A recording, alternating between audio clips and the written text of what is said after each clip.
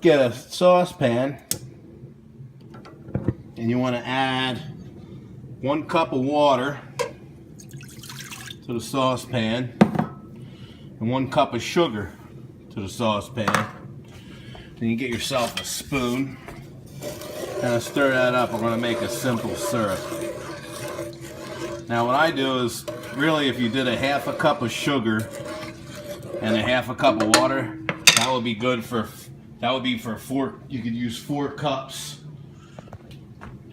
of 4 cups of cranberries, but I'm doubling it up. So I'm going with a cup of sugar and a cup of water, and I'm going to use 8 cups of fresh cranberries. Once that simple syrup starts to come to a little bit of a simmer, I'll just go ahead and throw some kosher salt in there.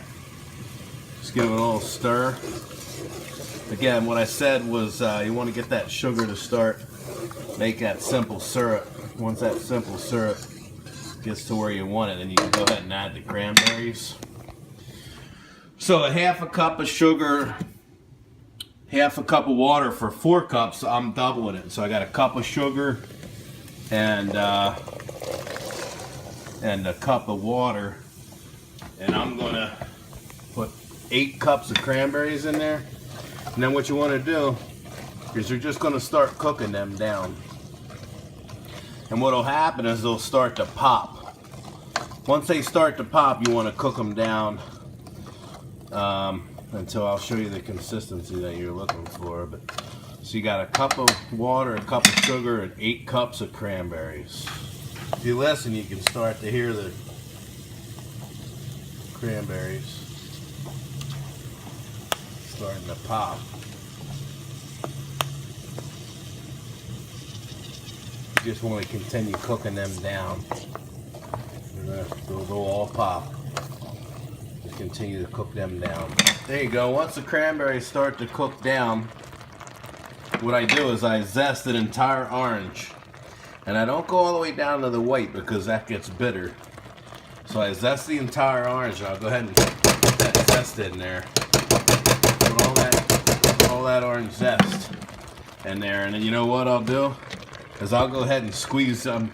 Usually wouldn't do it this way, but I'm trying to cook and show with one hand. But I guess these are seedless, so I didn't really have to worry about it.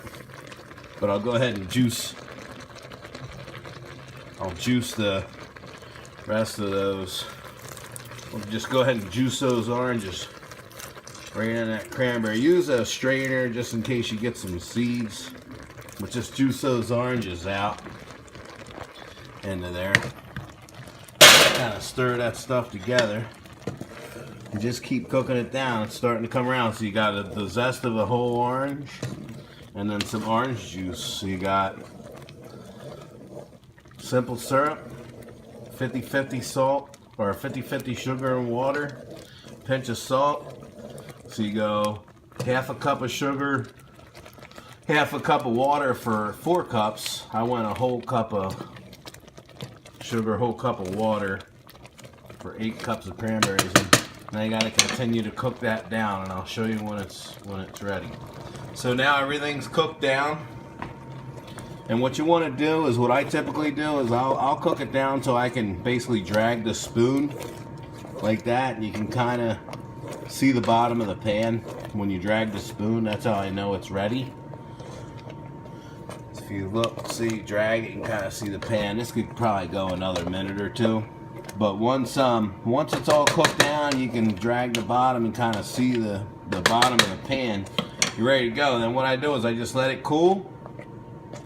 Put it in like a casserole dish or something, let it set up. You can cook this 3 to 4 days before Thanksgiving or Christmas to save yourself some time.